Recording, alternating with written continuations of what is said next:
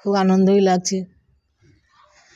Catharsis কাজ করে মানুষকে বার্তা দেবো। প্রথম তো পদ্মশ্রী পাওয়া যায় না, ফার্স্ট লেভেলে ডিস্ট্রিক্ট অ্যাওয়ার্ড হতে হয়, ডিস্ট্রিক্ট অ্যাওয়ার্ড পর ন্যাশনাল অ্যাওয়ার্ড হতে হয়, ন্যাশনাল অ্যাওয়ার্ড পর শিল্পগুরু হতে হয়, তারপরে পদ্মশ্রী হয়।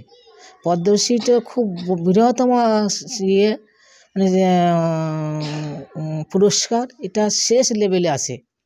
ওরা মানে ফার্স্ট মানে 1 2 3 4 পড়ে তো আবার বিএমএ পাস করে, সেরকম এটাও এরকমই পজিশন আছে। সবাইকে বলি কাজ করো, কাজ শেখো, এই অ্যাওয়ার্ডের জন্য করো। অনেক মেয়ে অ্যাওয়ার্ডও দেয়, আমাদের যারা অনেক মহিলা আছে অ্যাওয়ার্ডে মাল জমা দেয়। আমি ধরুন 30 বছর এই কাজ করছি, 30 বছর।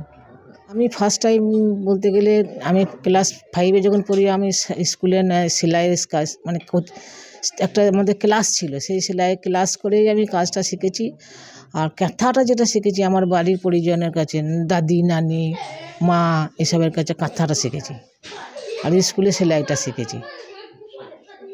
আমি ধরুন প্রথমে ডিস্ট্রিক্ট অ্যাওয়ার্ড পেয়েছি, ডিস্ট্রিক্টের পর এবারে ডিস্ট্রিক্ট অ্যাওয়ার্ড প্রতি বছরই পেতাম।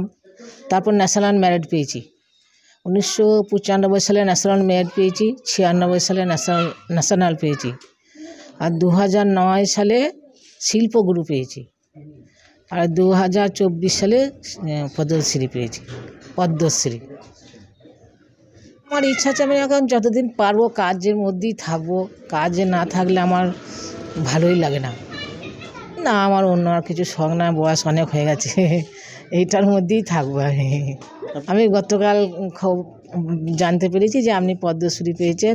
আপনি পদ্মশ্রী আমরা রাতে অ্যানাউন্স করবো, আমাকে মিনিস্টার অফ টেক্সটাইল থেকে ফোন করেছিল, দিল্লি থেকে। আমাদের মহিলারা তো কাজ মানে করে, তারা ধরুন আমি একটা কাজ দিই, তারা পয়সার জন্য কাজ করে, পয়সা নেয়, কাজ করে। আর যারা যারা ধরুন যাদের ইউনিট আছে, যাদের ইউনিট যারা কাজ করায় আমাদের মতো ইউনিট, তাদেরকে বলি কাজ জমা দাও, কাজ করো, কম্পিটিশন করে। মানে এই কাজটা আমি ঘরে বসে প্রোডাকশন করি, আমার বড় মেয়ে জামাই আছে, ওরা দিল্লিতে সেলের ব্যবস্থা করে দেয়।